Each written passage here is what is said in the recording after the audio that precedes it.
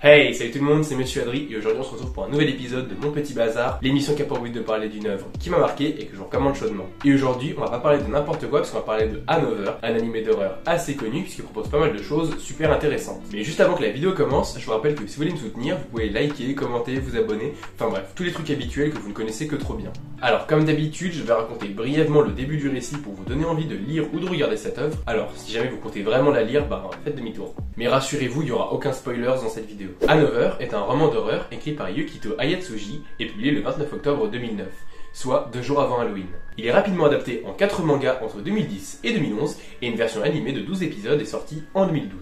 Je tiens juste à préciser que je n'ai pas encore lu le roman, du coup je pourrais pas dire si l'animé et le manga sont vachement fidèles à l'œuvre originelle, que ce soit en bien comme en mal. Quoi qu'il en soit, on va suivre la vie de Koichi Sakakibara, un jeune élève de 15 ans atteint d'une maladie au poumon qui le force à rester à l'hôpital et donc à rater les premières semaines de cours dans son nouveau collège. Et c'est ainsi qu'un jour, en marchant dans les couloirs de l'hôpital, qu'il croisera une mystérieuse jeune fille au cache-œil, portant une étrange poupée. Et pour ne rien arranger, la jeune fille porte l'uniforme de son collège et se rend à la morgue. Et ses inquiétudes ne vont pas s'arrêter là. Que ce soit les délégués qui sont venus lui rendre visite, sa tante, et même les quelques amis qu'il va se faire dans son nouveau collège, tous semblent agir bizarrement. Et pour cause, la classe dans laquelle il est, la classe de 3ème 3, est réputée maudite. En effet, on raconte qu'il y a ça des années, un élève, malheureusement décédé, apparaît mystérieusement sur la photo de fin d'année. La faute à des élèves qui, ne supportant pas ce tragique décès, ont tout fait pour faire croire que l'élève n'était pas véritablement mort. Et pour ne rien arranger, l'étrange fille qu'il a croisée quelques jours plus tôt à l'hôpital est aussi dans sa classe. Et bizarrement, personne ne semble la remarquer, et même elle lui dit qu'elle n'existe pas.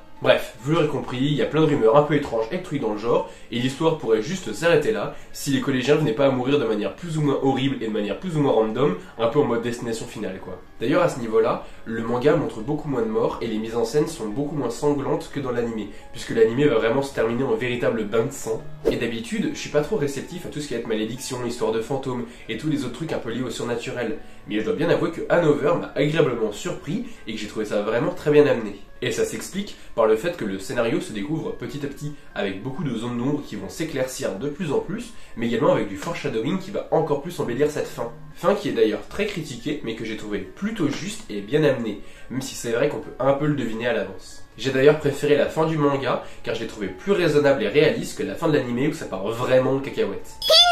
Mais malheureusement, je ne pourrais pas plus évoquer que ça les différences entre le manga et l'animé, parce que d'une, ça va spoil, et de deux, j'ai lu le manga en premier, du coup quand j'ai vu l'animé, j'ai pas du tout été surpris par les révélations. Et du coup je pourrais pas dire si elles sont bien amenées, si elles tombent au bon moment ou quoi, parce que je les connaissais déjà quoi. Mais en vrai, que vous choisissez de regarder l'animé ou de lire le manga, les deux devraient vous plaire, ça c'est sûr. Et il y a un autre truc que j'ai beaucoup apprécié dans Hanover, c'est sa direction artistique. Et que ce soit pour l'animé ou le manga. Le manga est magnifique et possède des illustrations sublimes. Perso, c'est en baladant dans ma librairie préférée que je suis tombé sur le tome 1. J'ai trouvé ça tellement beau, j'ai craqué, je l'ai acheté. Et l'intérieur est tout aussi beau. La gestion des couleurs et des ombres donne une atmosphère vraiment sombre et lugubre qui est très appréciable dans ce genre d'œuvre. Les visages sont plutôt bien détaillés, avec un style assez réaliste par moments, surtout dans les gros plans, ce qui permet de vraiment bien ancrer les sentiments et les émotions des personnages. J'ai même trouvé qu'on avait quelque chose de plutôt similaire à ce qu'aurait pu faire Gutanabe, le mangaka qui s'est chargé d'adapter en manga les œuvres de Lovecraft pour ceux qui connaissent. Et puis au niveau de l'animé,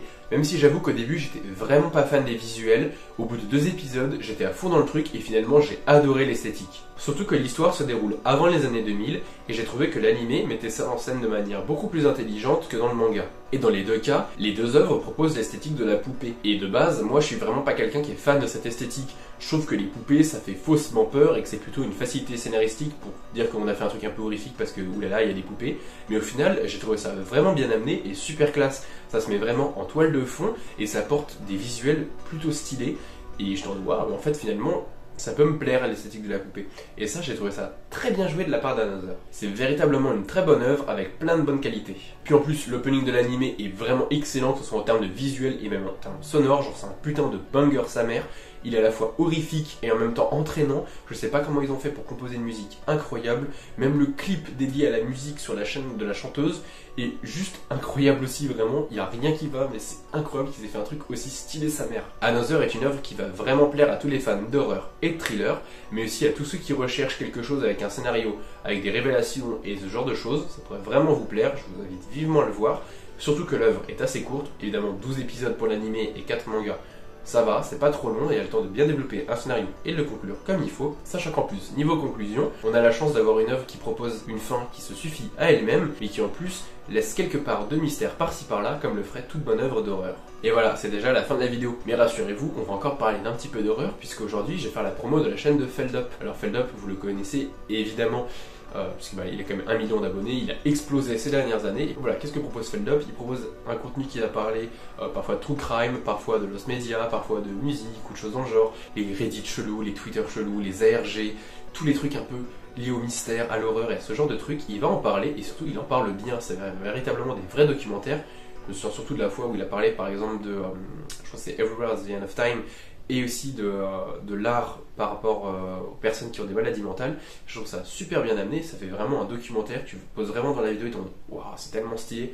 Je pense que vous le connaissez aussi évidemment pour l'iceberg YouTube par exemple, de tous les trucs un peu chelous et un peu creepy, tout ça qu'on peut retrouver sur YouTube. Tout le champ lexical de tout ce qui va être creepy, horrifique et tout ça, vous pouvez le mettre dedans, c'est super bien.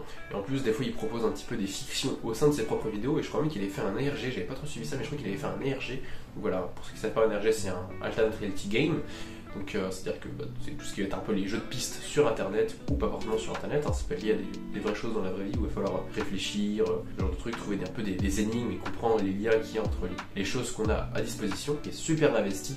Forcément c'est une vraie source d'inspiration, ça fait trop du bien de voir un youtubeur qui est autant investi dans ce qu'il fait, sachant qu'en plus il fait de la musique et il fait de la bonne musique. Tous les liens en description, n'hésitez pas à checker sa chaîne. Si vous êtes là parce que vous aimez bien Another, vous allez beaucoup aimer Feldup, et si vous avez bien aimé Feldup, vous allez beaucoup aimer Another. Quoi qu'il en soit, c'est la fin de la vidéo, donc n'hésitez pas à liker, commenter, vous abonner. Je sais que j'ai déjà dit au début de l'épisode, mais voilà, c'est vraiment important, ça m'aide vraiment, ça me soutient et tout, surtout c'est bien, ça aide à référencer la vidéo. Et surtout n'hésitez pas non plus à faire un tour sur mes réseaux, à savoir Insta, Twitch et Discord. Ça permet un peu d'avoir des petites actualités, de me voir en live, d'avoir des petits posts en plus, genre de mes cosplays ou les trucs dans le genre, de voir à quelle convention je vais, enfin bref, c'est la fin de la vidéo. J'espère que vous avez passé un bon moment en me regardant. Quoi qu'il en soit, j'espère que la vidéo vous a plu, et nous on se retrouve bientôt pour toujours plus de vidéos. C'était Monsieur Adri, bye.